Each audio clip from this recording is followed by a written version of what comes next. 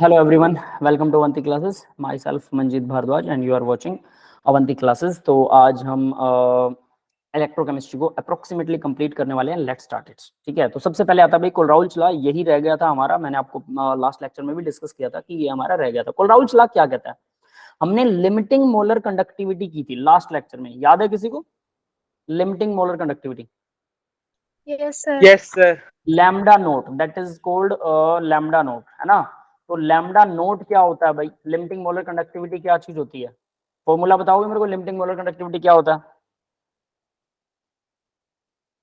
Molar conductivity था Sir, sir. lambda m is equals to lambda naught m minus a under root of c.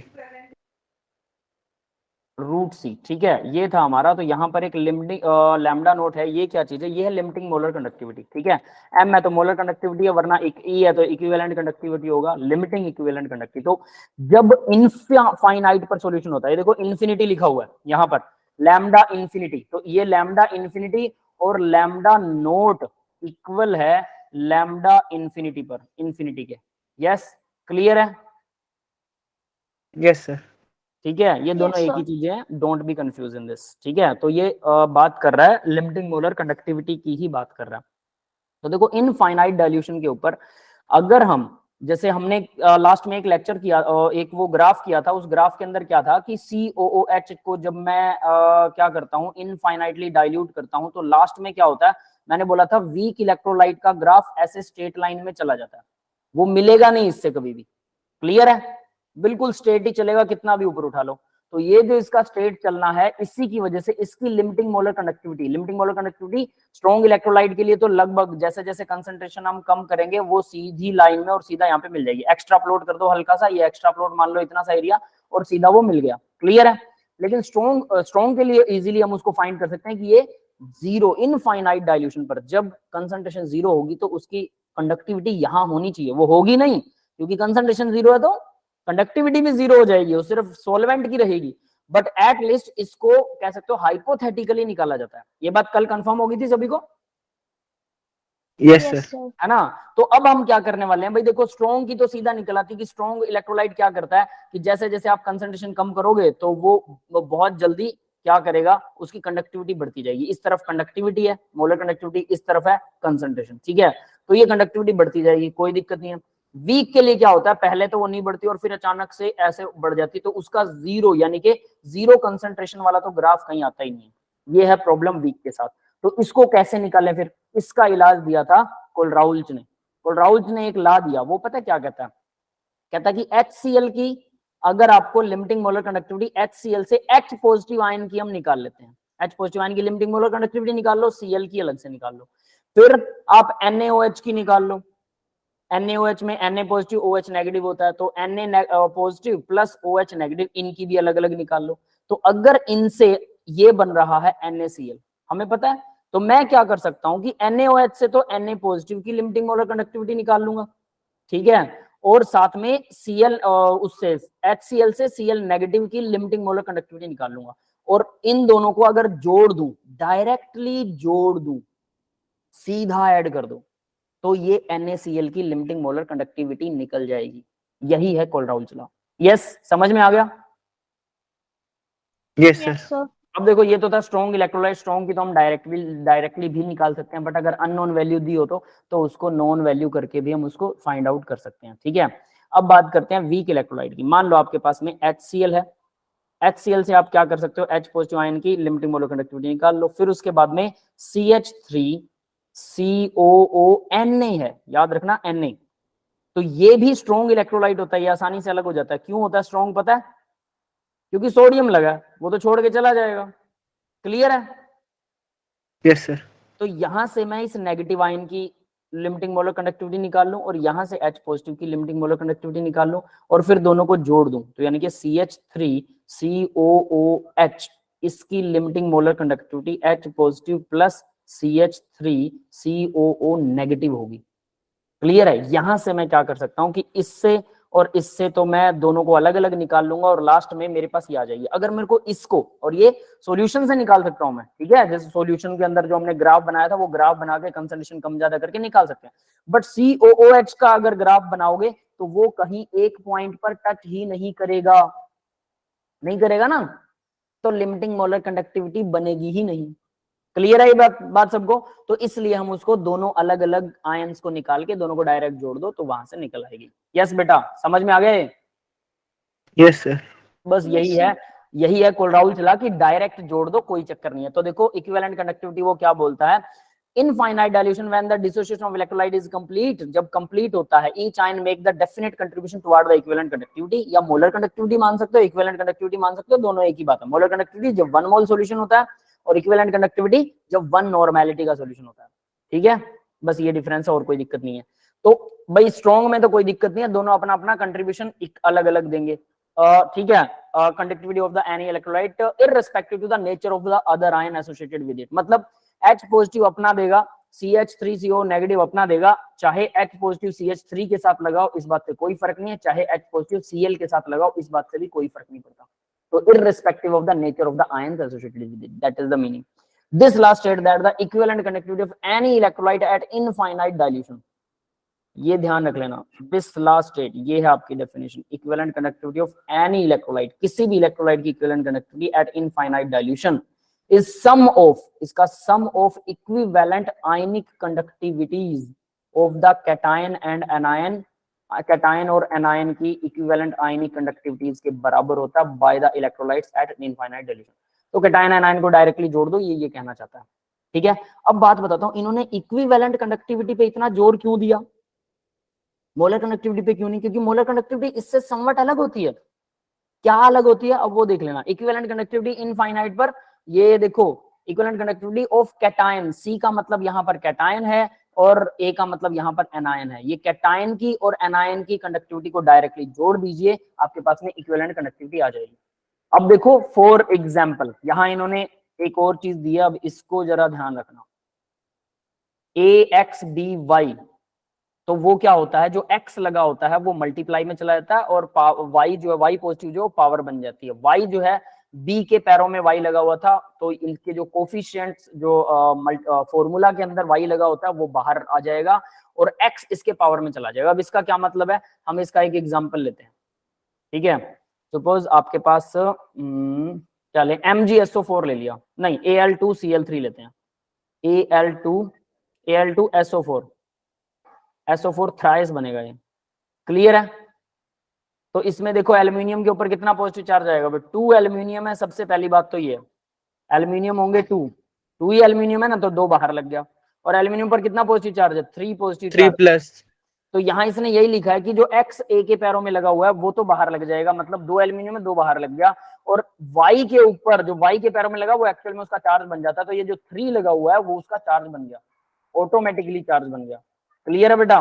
Same, अब same as it is SO4 के लिए, plus में SO4, SO4 से पहले कितना लगेगा भाई, 3 SO4 है ना, फिर SO4 के ऊपर कितना नेगेटिव चार्ज है, 2 नेगेटिव। तो ये फॉर्मूला जो दिखा रखा वो ये चीज दिखा रखी है, ये समझ में आ गया? Yes sir. है ना, तो इस फॉर्मूले को याद रखना कि ये क्या शो कर रखा है। अब बात करते हैं, एक मिनट रुको, इसको इधर से रब कर देते हैं।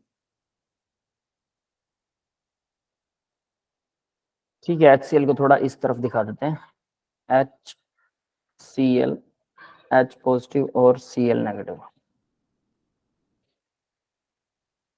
ठीक है, अब देखिए जरा नीचे, in term of molar conductance of cation and anion, cation और एनायन का मोलर कंडक्टेंस की टर्म में होगा तो इक्विवेलेंट कंडक्टिविटी उसकी क्या आ जाएगी, 1/y, y जो था वो किसके था, कंडक्टिविटी ऑफ कैटायन, कैटायन की कंडक्टिविटी का 1/y और 1/x मोलर कंडक्टिविटी का, यानी 1 मोल के लिए निकाल रहे हैं ना हम, तो भाई जितना जितना x और y है ये आपस में एक दूसरे से क्रॉस के अंदर डिवाइड हो जाएंगे। ये समझ में आ गया? जब हम एग्जांपल करेंगे, न्यूमेरिकल करेंगे तब ज्यादा बेटर समझ में आएगा, लेकिन फिलहाल के लिए जो इनके कोफिशिएंट्स हैं वो क्रॉस में, सीधा नहीं, कैटायन वाले एनायन में, एनायन वाले कैटायन में, ये आपस में क्रॉस में हो जाएंगे और ये भी लिमिटिंग मोलर कंडक्टिविटी ही निकलेगा। Limiting molar conductance of cation, limiting molar conductance of anion, ये लैम्डा इन्फिनिटी m और जो m a और m c दे रखा है ये उसका मीनिंग है। ठीक है, ये दो फॉर्मूलाज यानी कि सीधा सीधा जोड़ दो, लेकिन जोड़ने के साथ हमें ध्यान रखना है उनके कोफिशिएंट्स का, बस कोफिशिएंट्स का ध्यान रखना, बाकी कुछ नहीं है। ठीक है, आगे बढ़ते हैं अब इसी में। Charge, y charge on cation है, x चार्ज ऑन एनायन है, तो ये हम बात कर ही चुके हैं पीछे आपके सामने, वही है y charge on cation, x charge on anion, anion और कैटायन का चार्ज है ये, जो इसके आगे 1/, में आ जाएगा। फिर उसके बाद में लिमिटिंग मोलर कंडक्टिविटी, अगर मोलर कंडक्टिविटी की बात करते हैं, वो था इक्विवेलेंट, ये है मोलर कंडक्टिविटी, ध्यान दे लेना, वो इक्विवेलेंट वाले दोनों फॉर्मूला है और ये मोलर कंडक्टिविटी वाला फॉर्मूला है। x यानी जो इसके साथ लगा हुआ स्टोइकियोमेट्रिक कोफिशिएंट ऑफ कैटायन, जो कोफिशिएंट ऑफ कैटायन है, कोफिशिएंट्स ऑफ कैटायन वो है x, और y कोफिशिएंट ऑफ एनायन है जो बाहर लगा होता है, तो x बाहर आ जाएगा और y बाहर आ जाएगा, that is the molar conductivity. तो अगर हम मोलर कंडक्टिविटी AlCl3 की, सपोज Al2SO4 3 थ्राइस, इसकी अगर लिमिटिंग मोलर कंडक्टिविटी निकालना चाहें तो कैसे निकलेगी भाई? lambda equivalent of aluminium upon में 3 plus lambda equivalent of SO4 upon में 2। SO4 के नीचे 2 यस सर। मल्टीप्लाई, लिमिटिंग नहीं मैं निकाल रहा, ये मोलर कंडक्टिविटी निकाल रहा हूँ, लिमिटिंग मोलर कंडक्टिविटी। इसमें क्या है, कैटायन x जो है वो कैटायन का चार्ज है, तो कैटायन के ऊपर कितना चार्ज है, 3, उसके बाद में लैम्डा नोट, नोट ऊपर लगता है क्या, लैम्डा नोट नीचे लगता है ऊपर लगता है, इसमें ऊपर लगता है सर, ऊपर ही लगता है, और उसके बाद में लैम्डा नोट किसका होगा, एल्यूमिनियम का, एल्यूमिनियम, एल्यूमिनियम को दूसरे कलर से दिखाते हैं, ठीक है, ये आएगा एल्यूमिनियम। क्लियर है? फर्दर प्लस में अब दूसरा देखो, SO4 के लिए y coefficient of anion, anion के साथ कोफिशिएंट कौन सा लगा हुआ है, बट कोफिशिएंट तो इसके साथ है ही नहीं, कोफिशिएंट है क्या, नहीं मैं गड़बड़ कर रहा हूं, कैसे आएगा भैया, कि कोफिशिएंट्स के हिसाब से इसके आगे 2 लगेगा, एल्यूमिनियम 3 पॉजिटिव, और प्लस में SO4 इसके आगे 3 लगेगा, SO4 2 नेगेटिव, कैसे बनेगा, समझ में आ गया? Yes sir. हाँ ये ऐसे Yes, बनेगा भाई, सीधा सीधा, ये है सर लिमिटिंग एक मोलर। बार इसे रिपीट कर दीजिए। करता हूं बेटा, देखो क्या है, मोलर कंडक्टिविटी अगर निकालनी है तो जैसे Al2SO4 का एग्जांपल, ये बेटर एग्जांपल है क्योंकि इसके अंदर दोनों एनायंस और कैटायन पर अलग अलग चार्ज है और उनके नीचे भी अलग अलग कुछ लिखा हुआ है। तो चार्ज 3 है एल्यूमिनियम के ऊपर, 2 जो इसके पैरों में लगा वो बाहर आ जाएगा क्योंकि ये 2 मोल है, 2 एल्यूमिनियम के एटम्स हैं एक उसमें मोलिक्यूल में, सेम 3 बाहर आ जाएगा, 3 से मल्टीप्लाई, ये x और y जो है वो कोफिशिएंट से मल्टीप्लाई, ये वो वाले कोफिशिएंट से इनकी मल्टीप्लाई कर रखी है। क्लियर है? और इनकी लिमिटिंग मोलर कंडक्टिविटी के हिसाब से आएगा, तो ये लिमिटिंग मोलर कंडक्टिविटी, यानी इसको हम लिख सकते हैं x limiting molar conductivity plus ये आएगा y और लिमिटिंग मोलर कंडक्टिविटी, और यहाँ एरो लगेगा और ये हो जाएगा लिमिटिंग मोलर कंडक्टिविटी के लिए। क्लियर है? Yes sir. ये ऐसे आएगा। Yes, sir.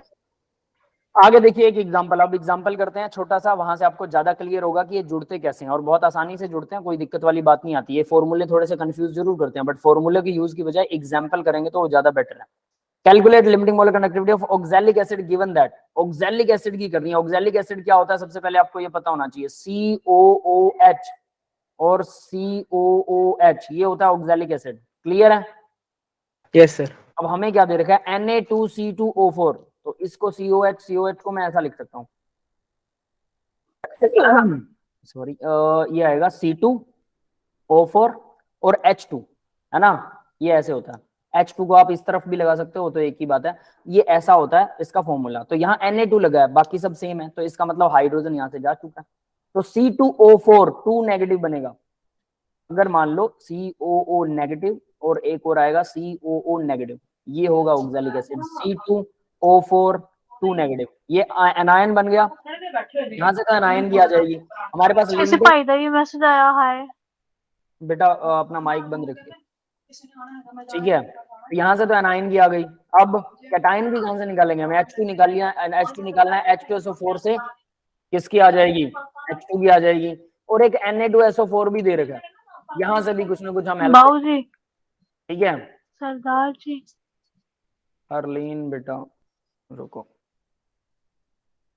अब देखो जरा कैसे करेंगे सॉल्यूशन के अंदर। H2C2O4 की अगर हमें निकालनी है, H2C2O4 यही तो फाइंड करनी है, H2C2O4, ठीक है, किसके इक्वल होगी, 700 जोड़ दिया, 800 जोड़ दिया, 700 800 किसकी थी भाई, 800 किसकी है, डबल, और -900 कर दिया, 600 आ जाएगा। बताओ कैसे आया, सोचो जरा, किस किस को कैसे जोड़ा, कैसे घटाया, पता लगा किसी को? सर ये ऐसे नहीं कर सकते, अगर सोडियम की एक्स ले ले उसकी वाई ले ले तो तीन इक्वेशन में तीन वेरिएबल आ जाएंगे, तीन वेरिएबल, उसके फिर बाद सर सॉल्व कर लेंगे। 3 वेरिएबल कैसे कह रहे हो? देखो ये 700 तो इसने H2SO4 की ली है, तो मान लो हमारा जो एसिड है उसकी लिमिटिंग मोलर कंडक्टिविटी जो आएगी वो इक्वल आएगी 700 यानी H2SO4। H2SO4 की जो लिमिटिंग मोलर कंडक्टिविटी है उसमें से माइनस कर दिया। अब H2SO4 को ना मैं अलग अलग लिख के दे रहा हूँ। H मतलब इसको ऐसे लगाओ 2H positive plus SO4 2 negative, ठीक है। उसके बाद दूसरा इन्होंने क्या लिया 800, ध्यान देना 800 किसकी बनेगी, Na2C2O4 की 800 बनेगी, डबल कर दो तो, ठीक है।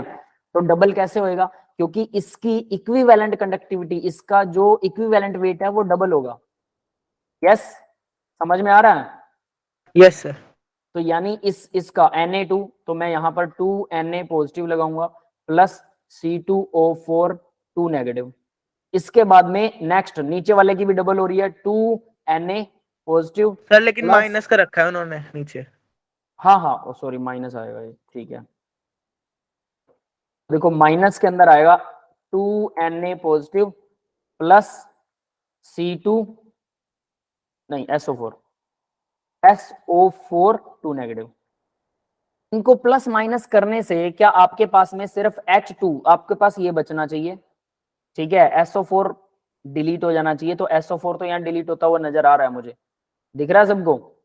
अगर मैं इस माइनस को बाहर ले जाऊं तो देखो 2H2, मुझे क्या बचाना है, प्लस में C2O4 2 नेगेटिव, ये बचाना है, तो ये भी मैंने साथ में लिख लिया। और इन दोनों को अब मैं अलग कर रहा हूं, प्लस में Na पॉजिटिव 2 है, प्लस में SO4 2 नेगेटिव है, और माइनस में आएगा 2Na पॉजिटिव, माइनस में आएगा SO4 2 नेगेटिव। तो देखो माइनस हो रहे हैं ये सारे ना, तो क्रॉस हो जाएंगे, ये 2Na से ये 2Na गया और ये SO4 से ये SO4 गया, तो बचा क्या, सिर्फ ये बच गया। तो इन्होंने इसको ऐसे करके किया है, समझ में आ गया? ये वाई ये डबल क्यों हुआ? अब बात आती है कि 800 क्यों हो गया और ये 900 क्यों हो गया। इनका इक्विवेलेंट वेट के हिसाब से ये 800 और 900 बन रहे हैं। इक्विवेलेंट वेट, जब आप इक्विवेलेंट वेट निकालेंगे, इनका इक्विवेलेंट वेट निकालना आता है ना, n फैक्टर से उसको डिवाइड कर देते हैं, है ना। तो यहाँ पर इनका जो वेट बनेगा और H2SO4 का जो वेट बनेगा, H2SO4 का भी वैसे तो 2 आना चाहिए, ठीक है, इसका भी n फैक्टर 2 होता है, लेकिन इन दोनों का डबल किया इसने, Na2SO4 और Na2SO4 और Na2C2O4 का। ये इक्विवेलेंट वेट के हिसाब से होगा। इक्विवेलेंट वेट आप लोगों को सबको निकालना आता है क्या, पहले तो मेरे को ये बताओ डिटेल में। यस सर आता है। आता है, ठीक है, फिर आप आसानी से कर सकते हो। अगर किसी को इक्विवेलेंट वेट नहीं आता, उसके लिए मैं एक अलग से वीडियो और उसके अंदर कुछ क्वेश्चंस लगा के फिर वो वीडियो बना दूंगा, अगर किसी को नहीं आता तो, ठीक है। जब भी हम उसके क्वेश्चंस करेंगे तब हम आपको डिटेल में बताऊंगा कि इक्विवेलेंट वेट कैसे निकालते हैं, उससे आसान हो सर जाएगा। लेकिन फिर इन लोगों ने H2SO4 को डबल क्यों नहीं किया, उसका भी तो n फैक्टर 2 है। हाँ वो डबल करना चाहिए, वो मैं भी सोच रहा हूँ, तो शायद इसमें इसके अंदर कुछ हो सकता है मिस्टेक्स हो, ठीक है। इसको भी अगर डबल कर देंगे तो निकलेगा कितना, रुक जाओ, ये भी डबल हो जाएगा 1400, तो आंसर कितना आएगा हमारा 100 600। डबल करने की जरूरत ही नहीं फिर तो, अगर हम 400 450 850 हो जाएगा, नहीं 800, ये है 400, रुको, और ये है 450, ठीक है। 450 माइनस हो जाएगा, 50 बच गया, तो 650 बचेगा, है ना। 650 आना चाहिए आंसर एग्जैक्टली, क्योंकि सबका इक्विवेलेंट वेट 2 से डिवाइड होने वाला है।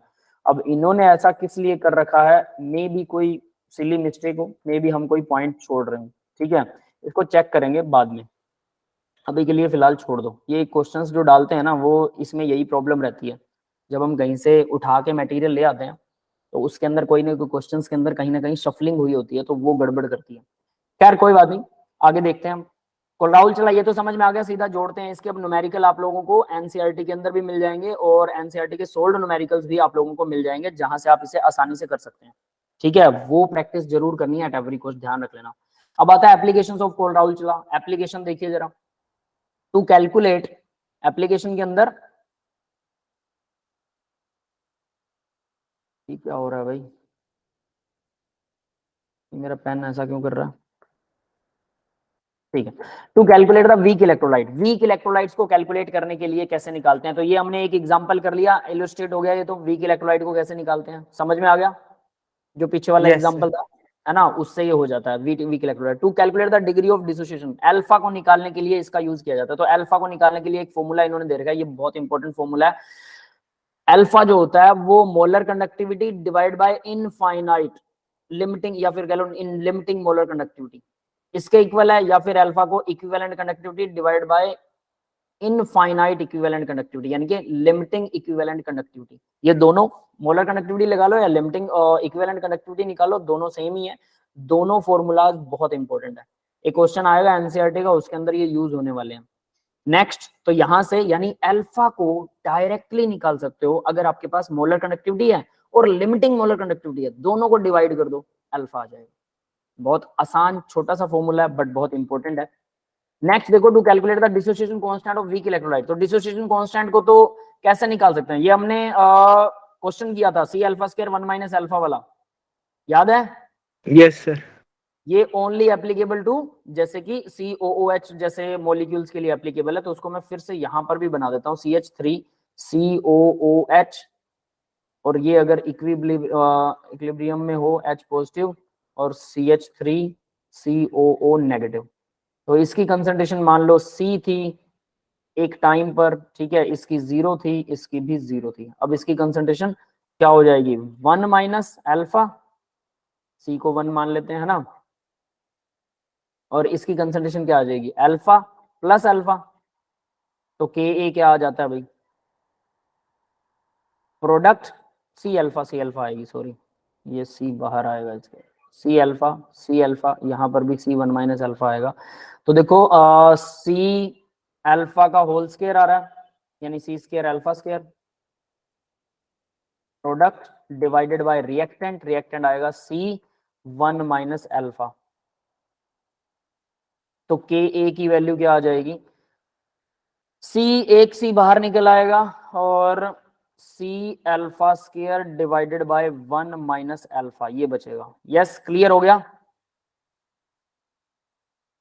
yes sir. अब ध्यान रखना कि ये ओनली फॉर जो 2 में डिसोशिएट होता है उसके लिए एप्लीकेबल है। अगर 2 से ज्यादा कोई डिसोशिएट हो रहा है तो उसको भी आपको खुद निकालना पड़ेगा, खुद ही फाइंड करना पड़ेगा उसको। इफ अल्फा की वैल्यू लेस देन इक्वल 5% हो, यानी कि 5% या उससे कम कोई टूट रहा हो, उससे कम, तो हम सीधा 1 माइनस अल्फा को क्या कर सकते हैं? अल्फा बहुत छोटा है तो 1 ही कर देंगे, तो सीधा सीधा Ka की वैल्यू C अल्फा स्क्वायर कर सकते हैं। इफ अगर अल्फा 5% से कम हो, ठीक है, अगर उसका टूटना जो है वो काफी वीक इलेक्ट्रोलाइट हो और वो बहुत कम ब्रेकडाउन हो रहा हो, तो हम ऐसा कर सकते हैं। तो ये समझ में आ गया? अब ये यहाँ इन्होंने ये सीधा फॉर्मूला दे दिया, ये कैसे कैलकुलेट हो रहा है? असलियत में ये ऊपर वाले से लिंक करता है।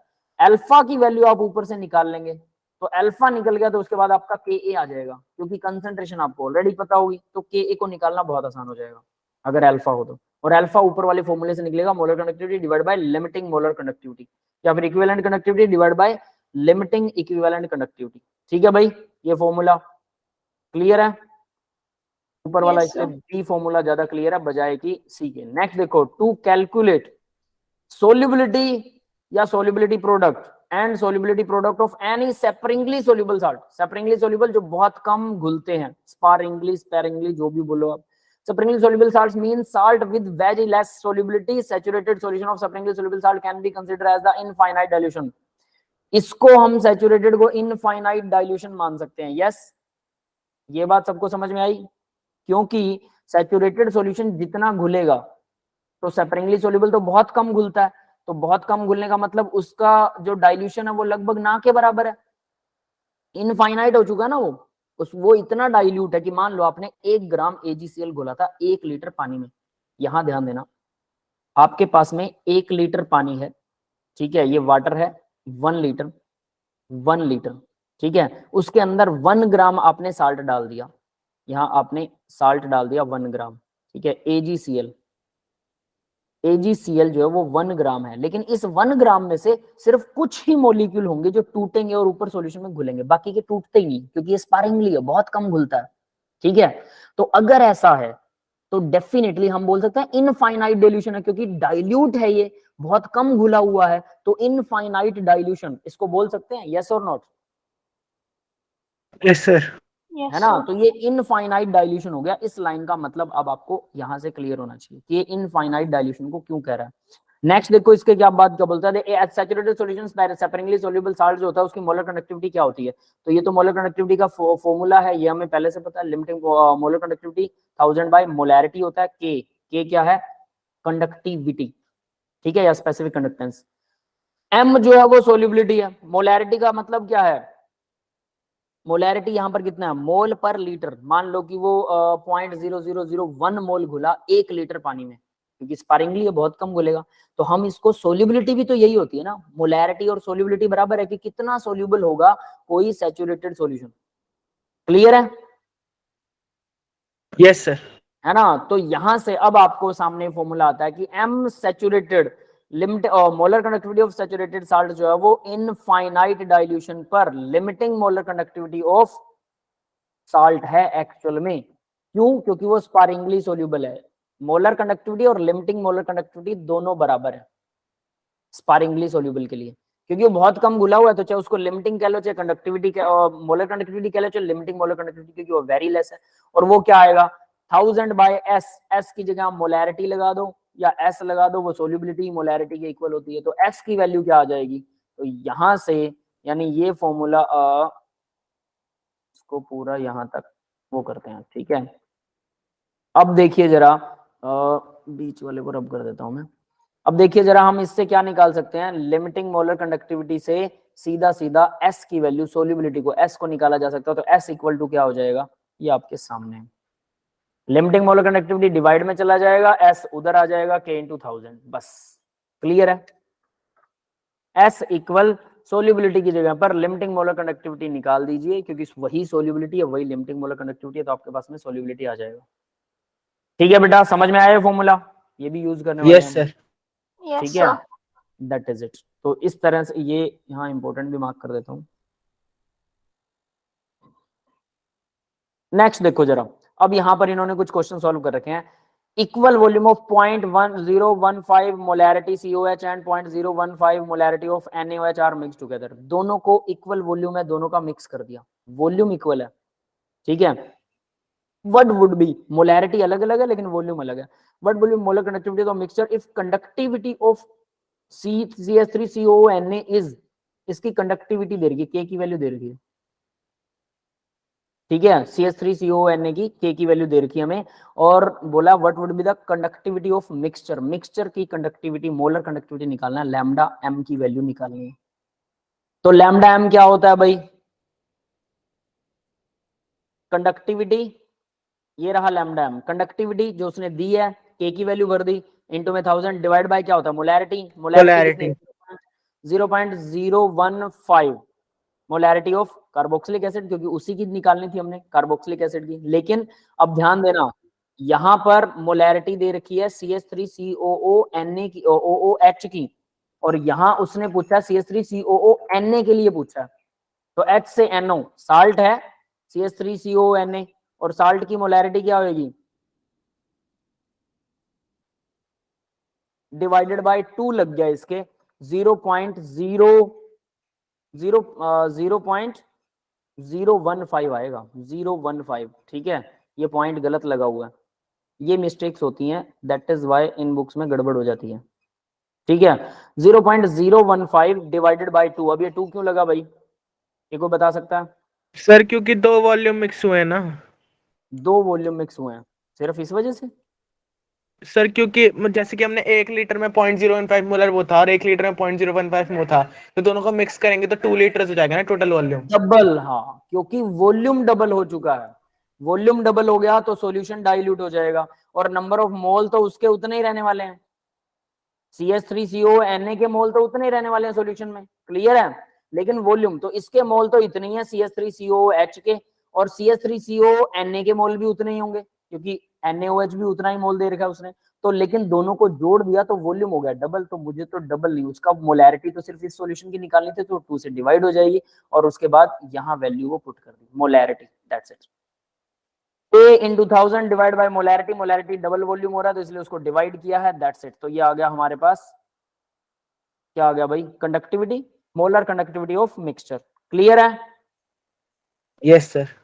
नेक्स्ट देखो अब जरा, illustration 2, the dissociation constant of n butyric acid is, n butyric acid का dissociation constant दे रखा है, यानी Ka की वैल्यू दे रखी है, ये Ka है dissociation constant Ka, and the molar conductivity at infinite dilution, molar conductivity भी दे रखी है infinite dilution पर, ठीक है। the specific conductance, molar conductivity lambda m होता है, specific conductance मतलब conductivity की बात कर रहा है अकेला ये, ठीक है, of 0.01 मोलैरिटी, मोलैरिटी भी इसने दे दी, इज, तो इसमें से वो क्या होगा, सीधा सीधा Ka की वैल्यू हमें पता है, Ka क्या होता है, Ka उसने दे रखा है 1.6 जो है वो C, कंसंट्रेशन भी दे रखी है 0.01 मोलैरिटी, यहाँ देखो 1/2 0.01 लिखा हुआ है, अल्फा स्केयर है 1 माइनस अल्फा है, ठीक है, और उसके बाद इसने हाफ कर दिया इसको, ये क्यों हाफ होएगा भाई, ये हाफ क्यों होने वाला है पता है किसी को, 1/2 क्यों लगाया, C alpha square 1 minus alpha, Ka की वैल्यू आ गई, dissociation constant of n butyric acid 1.6 and the molar conductivity of infinite dilution, ये दे रखी है, स्पेसिफिक कंडक्टेंस, स्पेसिफिक कंडक्टेंस यानी K की वैल्यू दे रखी है, कंडक्टेंस निकालना है, ठीक है, K की वैल्यू दी नहीं है, ये नहीं लगेगा यहाँ पर, अल्फा इक्वल, यहाँ से अल्फा निकाल लिया, इसको निकाल के देखना बेटा क्या ये लगेगा कि नहीं लगेगा, ठीक है। चलो हम इसको काट रहे हैं, उसके बाद में इसको सॉल्व करके देखना। अल्फा की वैल्यू निकाल ली, अल्फा आ गया हमारे पास, दैट इज दिस वन, ठीक है। अब अल्फा क्या होता है, molar conductivity divided by limiting molar conductivity, तो हमें मोलर कंडक्टिविटी इसने दे रखी थी क्या, स्पेसिफिक कंडक्टेंस इतना मोलर सॉल्यूशन इज, तो मोलर कंडक्टिविटी और लिमिटिंग मोलर कंडक्टिविटी दोनों दे रखी है, दोनों को डिवाइड कर दिया, नहीं अल्फा है हमारे पास, मोलर कंडक्टिविटी यहां से निकाल ली, molar conductivity equal to this one. अभी देखो मोलर कंडक्टिविटी हमारे पास आ चुकी है और वो हमें पता है K into 1000 divide by M होता है, तो इससे हमें कंसंट्रेशन ऑलरेडी पता है, तो K की वैल्यू निकाल लेंगे, ठीक है भाई, समझ में आया? Yes sir clear. सिर्फ Ka दे रखा है और Ka हमें पता है, K की वैल्यू C अल्फा स्क्वायर, इनसे निकालेंगे और हमारे पास अल्फा की वैल्यू आ जाएगी। अल्फा की वैल्यू फाइंड आउट करने के बाद में आपको पता है कि अल्फा क्या होता है, ये फॉर्मूला लगेगा, फिर अल्फा फाइंड आउट होने के बाद लिमिटिंग मोलर कंडक्टिविटी और मोलर कंडक्टिविटी का डिवाइड है, यहां से मोलर कंडक्टिविटी आ जाएगी, मोलर कंडक्टिविटी आ गई, K की वैल्यू हमें निकालनी थी, तो M हमें ऑलरेडी पता है और इस तरह से फॉर्मूला निकल आएगा, ठीक है। और इसमें गड़बड़े होती हैं डेफिनेटली, आप इसको दोबारा खुद चेक करके देखना, कहीं ये 1/2 लगा देते हैं, कहीं मल्टीप्लाई कर देते हैं, उल्टा पुल्टा कहीं ना कहीं इन क्वेश्चंस में गड़बड़ रहती है, बट डोंट वरी, आपको मीनिंग पता होना चाहिए, फॉर्मूला क्या लगेगा खुद सॉल्व करके देखना, आंसर निकाल के देखना, मैंने इनके आंसर्स चेक नहीं किए कि ये सही है कि नहीं है, ठीक है, डू इट योरसेल्फ, सिर्फ प्रैक्टिस के लिए फिलहाल के लिए, और कुछ नहीं है ये। हाँ एनसीईआरटी के जब क्वेश्चंस करते हैं उसमें गड़बड़े नहीं होती हैं, वो क्रिस्टल क्लियर होते हैं, लेकिन जो इंस्टीट्यूट क्वेश्चंस बनाते हैं उनमें बहुत सारी ऐसी गड़बड़ें जनरली मिल जाती हैं।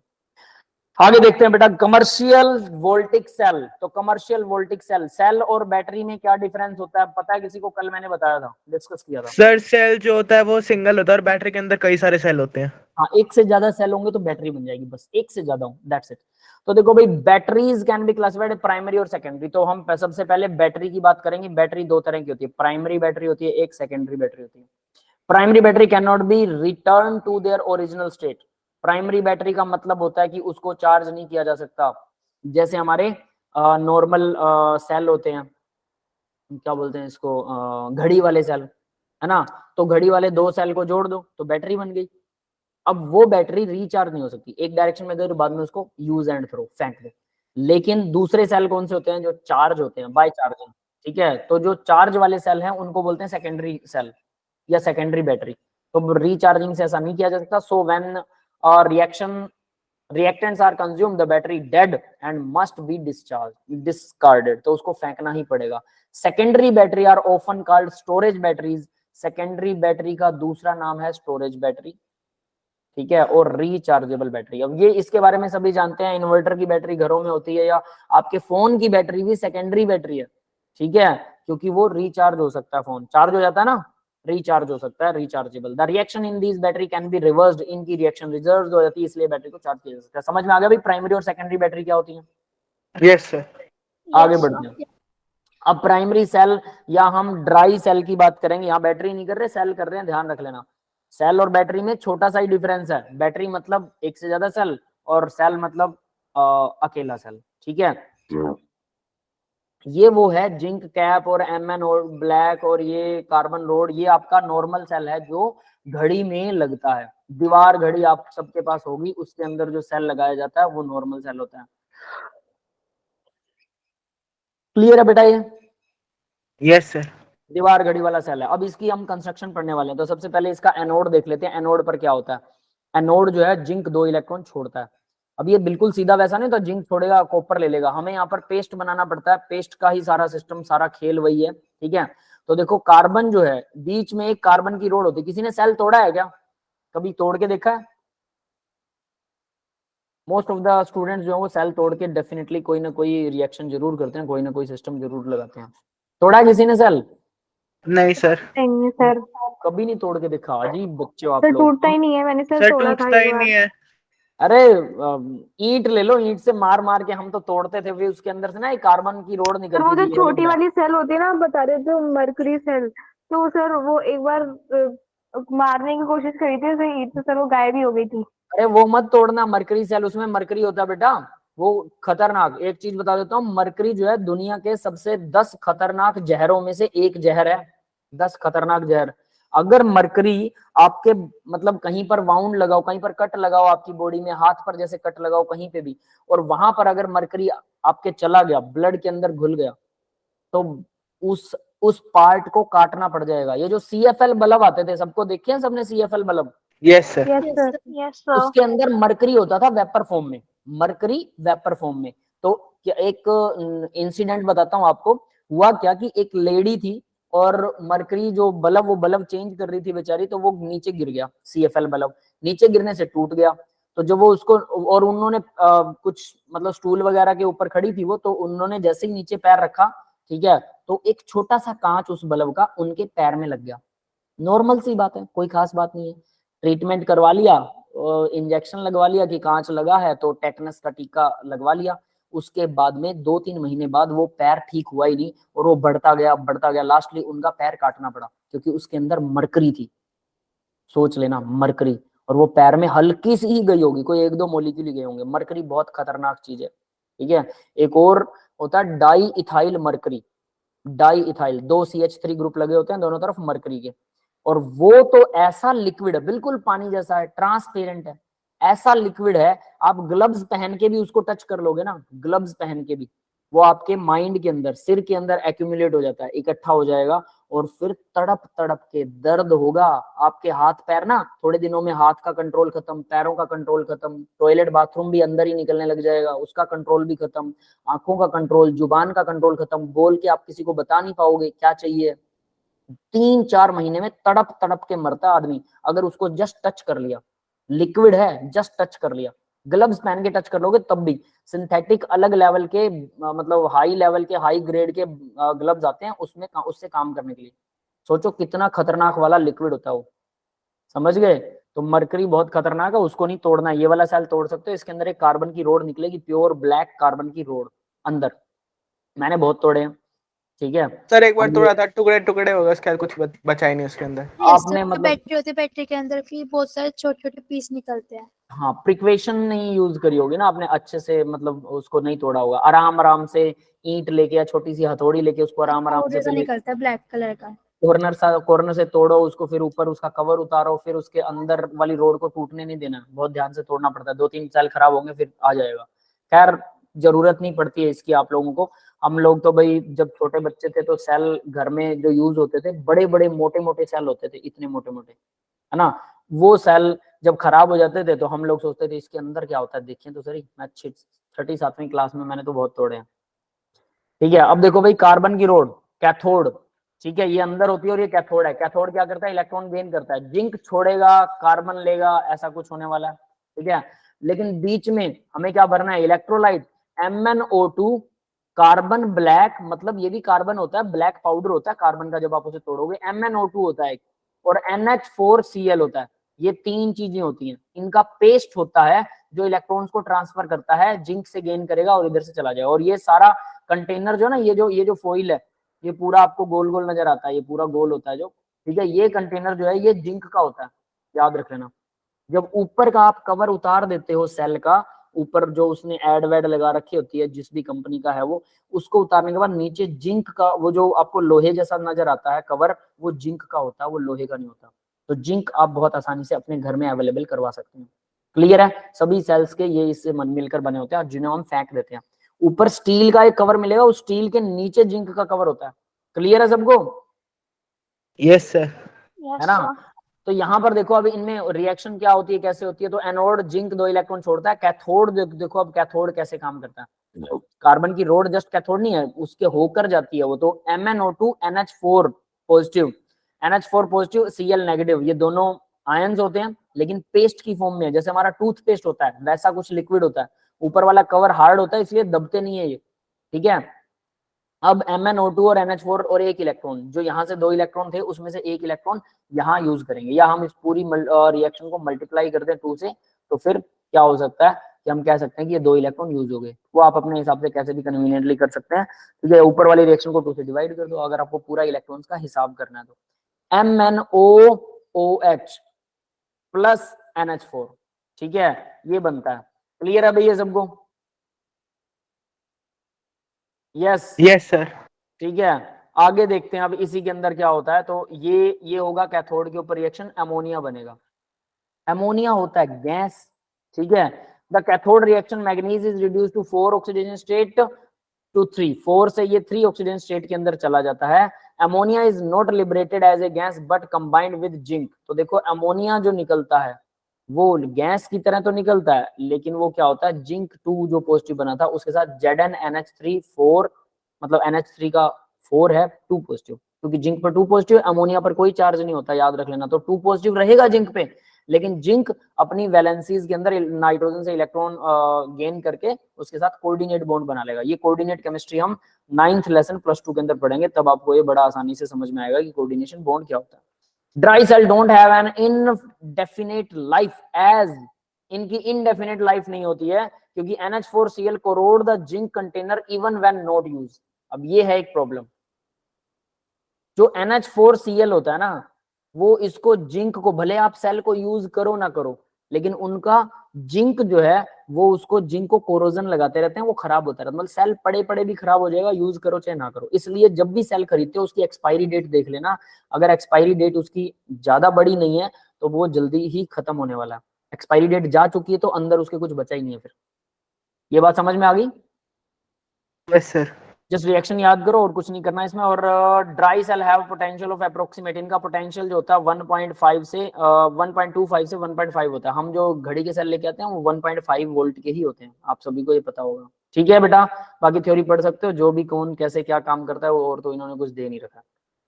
नेक्स्ट देखो, सेकेंडरी और रिचार्जेबल बैटरीज होती हैं। सेकेंडरी सेल या रिचार्जेबल, जिन्हें चार्ज किया जा सकता है, ये चार्ज नहीं होते, ये यूज एंड थ्रो है पहले वाले। दूसरा अब सेकेंडरी वाले हैं, ये चार्ज होते हैं। मोस्ट इंपोर्टेंट बैटरीज होती हैं लेड स्टोरेज बैटरी।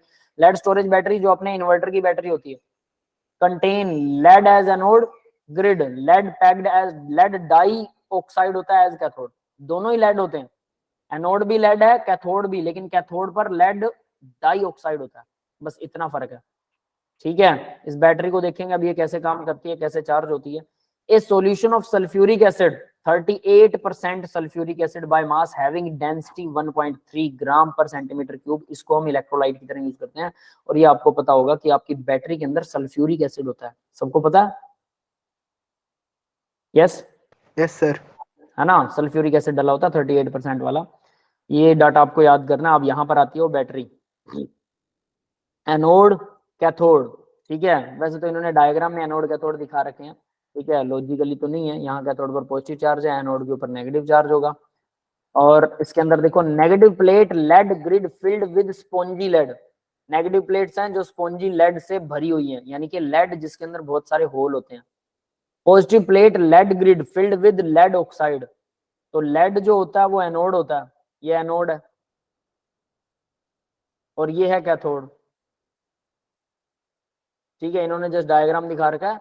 और 38% सल्फ्यूरिक एसिड का सॉल्यूशन इसके अंदर घूमता रहता है। Lead storage battery, when the cell discharge it operates as a voltaic cell, जब ये डिस्चार्ज हो जाता है तो वोल्टिक सेल की तरह इसको ऑपरेट करते हैं। Lead oxide PB lead oxidise to Pb2 positive ion and lead plate acquire negative charge, lead plate पर नेगेटिव। वही ये चार्जिंग और डिस्चार्जिंग दो तरह की चीजें होती हैं, ठीक है, इस चीज पे ज्यादा सोचो मत, यहाँ सीधी रिएक्शन जो दिखा रखी है वो याद करो, और ओवरऑल रिएक्शन दिखाता हूँ सबसे लास्ट में, ये है आपके काम की।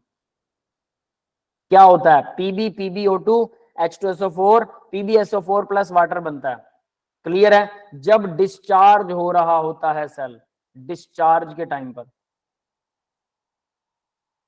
ठीक है, और जब सेल हमें एनर्जी दे रहा होता है कैथोड के ऊपर, ओवरऑल रिएक्शन कौन सी दिखाएं, ये वाली आएगी ओवरऑल, PbO2 H पॉजिटिव, नहीं ये नहीं है, रुको, कौन सी, अभी एनोड के ऊपर रिएक्शन होगी ना, 2 इलेक्ट्रॉन छोड़ेगा, लॉस ऑफ इलेक्ट्रॉन, ये वाली ओवरऑल रिएक्शन। सबसे पहले PbO2 जो Pb लेड है, सॉलिड है, SO4 2 नेगेटिव के साथ, H2SO4 वाला SO4 2 नेगेटिव, PbSO4 बनाएगा और 2 इलेक्ट्रॉन लेड छोड़ देगा, तो ये हो गया कौन सा, एनोड। एनोड के ऊपर जो रिएक्शन होती है, ओवरऑल रिएक्शन ही आपको याद रखनी है, बाकी की रिएक्शंस याद नहीं रखनी है, उसकी जरूरत नहीं होती है। फिर भी याद रखना चाहो तो अंदर क्या क्या होता है, Pb 2 इलेक्ट्रॉन छोड़ता है और फिर SO4 के साथ में जुड़ जाता है, दैट इज इट। दोनों को अलग अलग कर रखा है, तो दोनों इकट्ठा याद कर लो, एक ही बात है। The electron given by Pb are used to cathode PbO2 electrode, तो इलेक्ट्रॉन जो है वो कैथोड यूज करता है, तो कैथोड के ऊपर क्या होता है, PbO2, ये देखो 2 इलेक्ट्रॉन, वहां से जो 2 इलेक्ट्रॉन आए थे ये यूज करेगा, H2SO4 से मिलेगा, H2SO4 से ये भी H2SO4 से मिलेगा, तो ये रिएक्शन वहां होती है, और फिर क्या होगा, 2 इलेक्ट्रॉन गेन करके PbSO4 प्लस वाटर बन जाएगा। समझ में आ गया कैथोड और एनोड का, ठीक यस है। सर। अब उसके बाद में ओवरऑल रिएक्शन दिखा रखी है, जब वो डिस्चार्ज हो रही होती है बैटरी, तो ये सीधा भी लिख सकते हो, Pb और PbO2 H2SO4 के साथ मिलके PbSO4 और वाटर बनाते हैं, क्लियर है। Yes sir. अब चार्जिंग करते हैं ना, तो जस्ट इस रिएक्शन को उल्टा कर दो, जस्ट उल्टा कर दो, कोई दिक्कत नहीं है, वो चार्जिंग वाली रिएक्शन आ जाएगी। PbSO4 प्लस वाटर, देखो जस्ट उल्टा कर रखा है, पीछे वाली रिएक्शन, PbSO4 प्लस वाटर, इन दोनों को जस्ट उल्टा लिख रखा है, और ये चीजें लिख देंगे वो, बस कुछ नहीं करना है। ये Pb PbO2 और H2SO4 जस्ट रिवर्स है, यस और नॉट। और Yes, इस sir. टाइम ये इलेक्ट्रोलिटिक सेल की तरह काम करता है, जब हम उसको चार्ज कर रहे होते हैं ड्यूरिंग चार्जिंग, चार्जिंग के ड्यूरिंग जो रिएक्शन होती है वो ये वाली रिएक्शन होती है, ठीक है। और डिस्चार्जिंग मतलब जब हम यूज कर रहे होते हैं, तो डिस्चार्जिंग के ड्यूरिंग, ये डिस्चार्जिंग के ड्यूरिंग ये वाली रिएक्शन, ओवरऑल रिएक्शन ये है और नेक्स्ट वाली है। लेकिन अगर आप लोग ये कैथोड एनोड वाली भी याद करना चाहें रिएक्शन हाफ हाफ करके, तो चार्जिंग और डिस्चार्जिंग में जस्ट रिवर्स करना, कुछ नहीं करना, सब कुछ सेम है, जस्ट रिवर्स रिएक्शन है, तो ये वाली रिएक्शन तो जस्ट रिवर्स ही करनी है, क्लियर है, समझ में आ गया बेटा, ये बात सबको समझ में आ Yes, गई sir. ना, है ना। Yes sir. ये आपकी बैटरी ऐसे काम करती है, जस्ट रिएक्शन याद कीजिए, Pb PbO2 H2SO4 के साथ PbSO4 और वाटर बनाता है, बहुत सिंपल रिएक्शन है ये, ड्यूरिंग डिस्चार्ज है, और इसी रिएक्शन को उल्टा कर दो, ड्यूरिंग चार्जिंग आ जाएगी, बस। ऊपर एनोड पर क्या है, कैथोड पर क्या है, वो लर्न करना है, बहुत अच्छी बात है, अगर याद रहे ना रहे, लेकिन ये चीज जरूर नीचे वाली याद रहनी चाहिए, ठीक है। आगे बढ़ते हैं अब जरा। अब देखो, the charging process storage is based on the principle electrochemical cell, where as discharging process, charging process क्या होती है, वो इलेक्ट्रोलिटिक सेल। ऑब्वियसली जब चार्जिंग प्रोसेस करते हैं तो इलेक्ट्रोलाइट की तरह वर्क करता है वो, इलेक्ट्रोलिटिक सेल की तरह, और चार्जिंग के ड्यूरिंग वही हमारा गैल्वेनिक सेल की तरह काम करता है, जो इलेक्ट्रोकेमिकल सेल है ना। होता क्या क्या, इन्होंने ये कुछ डायग्राम्स दिखा रखे हैं, plate of solution of H2SO4 and water, Pb spongy है, PbO2 रेड कलर वाला PbO2 है, इसी को एक्सप्लेन कर रखा है। देखो बहुत सारे पॉजिटिव नेगेटिव वाले सेल जोड़ रखे हैं, तो ये वाला डायग्राम याद करने की कोई जरूरत नहीं है, need not to do that, just diagram दिखा रखा है कि इंटरनली होता क्या है, ठीक है भाई, क्लियर है, Yes, sir. है ना, जरूरत नहीं इसकी। अब एक और आता है, बैटरी कर लिया आपने, प्राइमरी और सेकेंडरी होती है ना। प्राइमरी मतलब जो एक ही डायरेक्शन में बस चार्ज नहीं होंगी, सेकेंडरी मतलब जो चार्ज हो सकती हैं। अब बात आती है fuel cell, what is fuel cell, कोई बता सकता है बेटा, फ्यूल सेल सुना कभी किसी ने पहले? Yes, sir. स्कूटर्स में लगता है और बाइक्स वगैरह में शायद यस लगता है। सर, सुना पढ़ा है सर इसके बारे में थोड़ा सा। में स्कूटर बाइक में, ये कौन सा क्या सुना आप लोगों ने, स्कूटर बाइक में नहीं लगता, सुनिए, फ्यूल सेल जो है वो क्या होता है, जैसा कि नाम से आपको पता लग रहा है, अगर मैं पेट्रोल को जलाऊं और पेट्रोल से फिर इलेक्ट्रिसिटी गेन करूं, that is called fuel cell. अगर मैं लकड़ी को जलाऊं और लकड़ी से इलेक्ट्रिसिटी गेन करूं, that is called fuel cell. अगर मैं दो गैसेस को जलाऊं, हाइड्रोजन और ऑक्सीजन को, हाइड्रोजन ब्लास्ट के साथ जलती है ऑक्सीजन के साथ, ऑक्सीजन, ये पता है सबको, यस सर। है ना। तो ब्लास्ट के यस साथ, सर। हाइड्रोजन ब्लास्ट के साथ बर्न होती है ऑक्सीजन के साथ में। तो अगर मैं उन दोनों को बर्न करके और फिर इलेक्ट्रॉन्स का ट्रांसफर शुरू कर दूं उसकी हेल्प से, तो उसको बोलते हैं फ्यूल सेल। मतलब कोई चीज जलाई जा रही है, जैसे फ्यूल जलाते हैं हम, पेट्रोल, डीजल, मिट्टी का तेल, इन चीजों को बर्न करने से या हाइड्रोजन और ऑक्सीजन को बर्न करने से अगर इलेक्ट्रिसिटी गेन हो, उस सेटअप को हम फ्यूल सेल बोलते हैं। समझ में आ गया फ्यूल सेल क्या होता है? Yes sir. Yes Yes, sir. ठीक है, simple. It is possible to make the battery which react with the which reacts reactants and fed continuously to electrodes. ठीक है, तो मतलब अगर ये फ्यूल सेल का एक फायदा होता है कि ये कंटिन्यू होते हैं। कंटिन्यू कैसे? हमारी जो नॉर्मल बैटरी है, नॉर्मल बैटरी चार्ज होगी डिस्चार्ज होगी, चार्ज होगी डिस्चार्ज होगी, कितने साल चलेगी? क्योंकि चार्ज डिस्चार्ज के अंदर उसमें होता क्या है ये बता देता हूँ। अब देखो जैसे ये डायग्राम है ना, तो इन्होंने ये प्लेटें दिखा रखी हैं, ये वाली प्लेटें दिख रही हैं, ये लेड और लेड ऑक्साइड की प्लेटें होती है, नेगेटिव पॉजिटिव होता है इसमें। तो ये क्या होते हैं, H2SO4 के सॉल्यूशन में डूबी हुई है। अब H2SO4 इनको कोरोजन लगाता है, ये नीचे घुल जाती हैं, पतली हो जाती हैं, फिर ऊपर चढ़ती हैं, फिर मोटी हो जाती हैं चार्जिंग के ड्यूरिंग, फिर पतली, फिर मोटी, पतली मोटी, पतली मोटी, ऐसे करते करते इनका सिस्टम हो जाता है खत्म। कैसे? ये लास्टली ना, आपको क्या लगता है ये चौरस और उतने ही कॉम्पैक्ट वे में तो चिपकेगा नहीं ना वापस लेड जितना पहले था। समझ में आ रहा है? उल्टा फुल्टा वो फफोले से बन जाते हैं इसके। मतलब ये जो बैटरी हमारी ऐसी थी पहले, ठीक है, अब यहां से ये इसने क्या किया कि ये पिघल गई तो ये पतली हो गई। पतली होने के बाद देखो, अब पतली होने के बाद वापस भी इसके ऊपर वापस भी जिंक ऊपर डिप्लेट होने वाला है ना, जिंक कह रहा हूँ सॉरी, पीबी, लेड। तो लेड अब ना ऐसे मोटे मोटे से ऐसे फफोले से बन जाएंगे, टेढ़ा मेढ़ा हो जाएगा ये, ठीक है, लेकिन जम जाएगा इसके ऊपर, बट ऐसा हो जाएगा, मतलब ऐसे से इसकी फॉर्म ऐसी हो गई। ठीक है, नेक्स्ट टाइम फिर से नीचे उतरा, ऊपर नीचे ऊपर नीचे, और इस तरह से ये बार बार ऐसा करने से लास्टली क्या होता है, कई बार तो ऐसा होता है जो जब बिल्कुल बैटरी डेड हो जाती है ना, ये है अब हमारा इतना ऊपर ऊपर बच गया सॉल्यूशन के, और नीचे ना यहाँ एक दो मॉलिक्यूल ऐसे जुड़े और उनके साथ में ना बहुत बड़ा सा ये पीबी, ये है आपका पीबी जो वापस इसके ऊपर डिप्लेट हो गया, और ये ऊपर प्योर वाला है। तो यानी ये जो चोरस था पहले, अब वो ऐसा हो गया। अब जैसे ही मैंने बैटरी को स्टार्ट किया, तो यहां से अगर कुछ मॉलिक्यूल नीचे गिर गए, PbO2 बन गए वो, तो ये पूरा का पूरा एकदम से नीचे सॉल्यूशन में डिप हो जाएगा और ये पूरा कनेक्शन टूट गया और बैटरी डेड। समझ में आ गया? Yes sir. तो इसका मतलब बैटरी बार बार चार्ज होने से उसकी जो अब हम लोग क्या करते हैं कि इसको बेच देते हैं, पता है ना, बैटरी बिकती है बाद में जब सेकंड हैंड होती है, तो वो लोग क्या करते हैं इसको गर्म करके पिघला के वापस इसको कॉम्पैक्ट बना के फिर से उसमें भर देते हैं, और उसके लिए लगते हैं भाई पैसे, क्योंकि मेहनत तो वो भी कर रहे हैं। हम कहेंगे सर मटेरियल तो उनका वही पुराना, मटेरियल पुराना है, लेकिन उसको गर्म करने में, फिर से कॉम्पैक्ट करने में, फिर से सारा सिस्टम नया लगाने में, तो भाई टाइम लगता है, पैसा भी लगता है, तो वो उसी चीज का पैसा लेते हैं। अब फ्यूल सेल में ऐसा करने की जरूरत नहीं है। जब तक आग जलती रहेगी तब तक फ्यूल काम करता रहेगा। जब तक आप पेट्रोल डालते रहोगे तब तक आग जलती रहेगी, या हाइड्रोजन ऑक्सीजन का मिक्सचर देते रहोगे तब तक जलती रहेगी। तो फ्यूल सेल इस मामले में फायदेमंद है कि ये कंटिन्यूअस चलते हैं, कंटिन्यूअस। समझ में आ गया? Fed continuous. अगर आप इन्हें कंटिन्यूअस फ्यूल देते रहेंगे तो ये कंटिन्यूअस चलते रहेंगे। Electrical cells are that design to convert the free energy to the combustion of fuel such hydrogen. तो देखो, electrical cells that are designed to convert the free energy from combustion of fuel, fuel को जलाने से free energy मिल रही है, free नहीं, electrical energy मिल रही है एक्चुअल में, such as hydrogen, carbon monoxide, methane, directly into electrical energy के अंदर अगर वो चेंज कर दें, उसको बोलते हैं फ्यूल सेल। समझ में आ गया बेटा फ्यूल सेल क्या होता है? Yes sir. ठीक है, one of the most successful fuel cell जो है रिएक्शन हाइड्रोजन और ऑक्सीजन और विद वाटर, हाइड्रोजन और oxygen, hydrogen with oxygen to form water, ये मोस्ट सक्सेसफुल फ्यूल सेल है हमारा।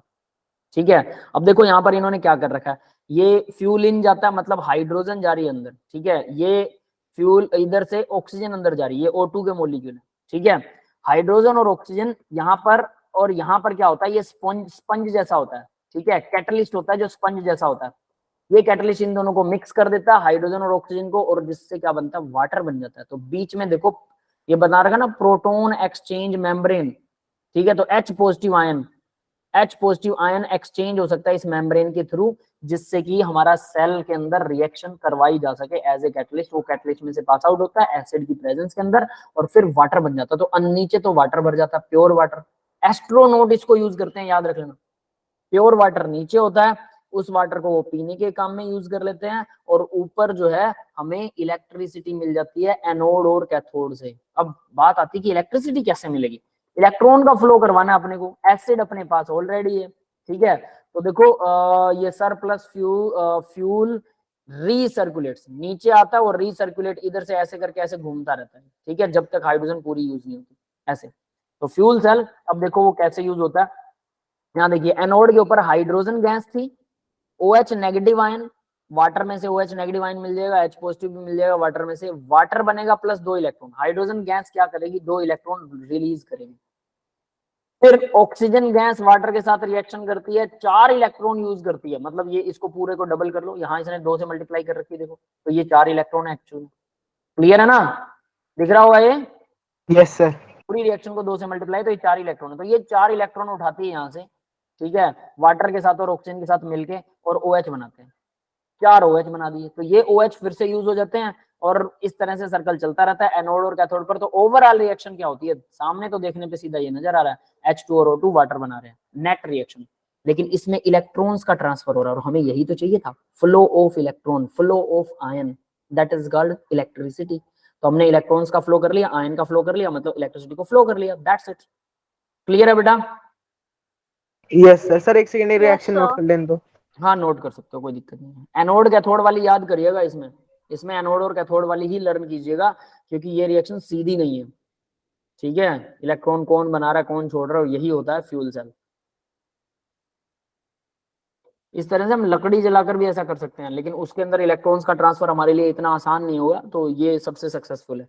इसमें कुछ प्रॉब्लम्स हैं, ये हाई टेम्परेचर पर वर्क करता है, 70 डिग्री प्लस के ऊपर ये वर्क करता है, तो इसको संभालना, इसको ठंडा रखना, वो भी एक चैलेंज होता है। बट स्पेस में इसकी कोई दिक्कत नहीं है, तो स्पेस के अंदर ये यूज होते थे पहले। अभी का तो मुझे नई टेक्नोलॉजी का पता नहीं है, लेकिन पहले टाइम पर हमने पढ़ा है बुक्स में, आपकी बुक्स में भी लिखा हुआ मिलेगा। ठीक है, आगे बढ़े बेटा। यस सर, हो गया। ठीक है, तो नेक्स्ट देखो भाई, इसकी एफिशिएंसी निकालने के लिए ना वो आता होता है, क्वेश्चन आता होता है। तो एफिशिएंसी फ्यूल सेल की कैसे निकलती है, ये आयोटा ईटा बोलते हैं इसे, delta G by delta H into 100 होता है, ठीक है। अब देखो कैसे निकाली इसने, this cell run continuously as long as the reactant are supplied. ये थी वो लाइन जो मैं आपको समझा रहा था, जब तक रिएक्टेंट डालते रहोगे तब तक ये कंटिन्यू रहेगा। और हमारी बैटरी तो हमेशा कंटिन्यू नहीं रहती है, भले आप उसको रिचार्ज करते रहो, लेकिन वो फिर भी एक टाइम आएगा बैटरी डेड हो जाएगी। उसका रीजन मैंने समझा दिया है ना।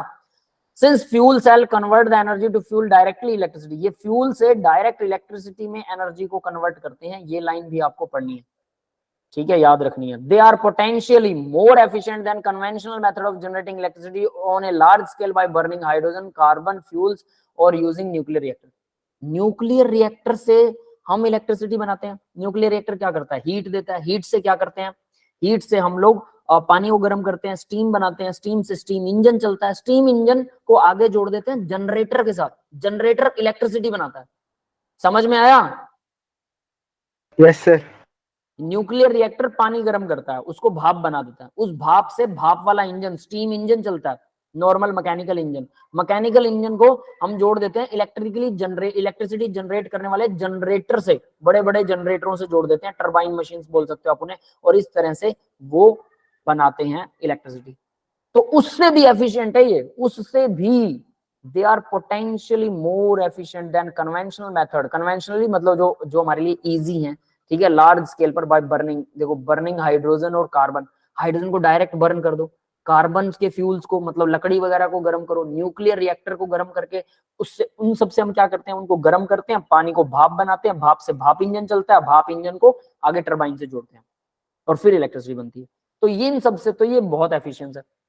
Although theoretically we expect 100% efficiency by fuel cell, theoretically तो expected होता है 100%, बट कुछ चीज तो वेस्ट चली जाती है भाई, ये डेफिनेट सी बात है, ठीक है। सो फार द एफिशिएंसी इसकी 60 से 70% होती है, जो कि काफी अच्छी चीज है, ठीक है।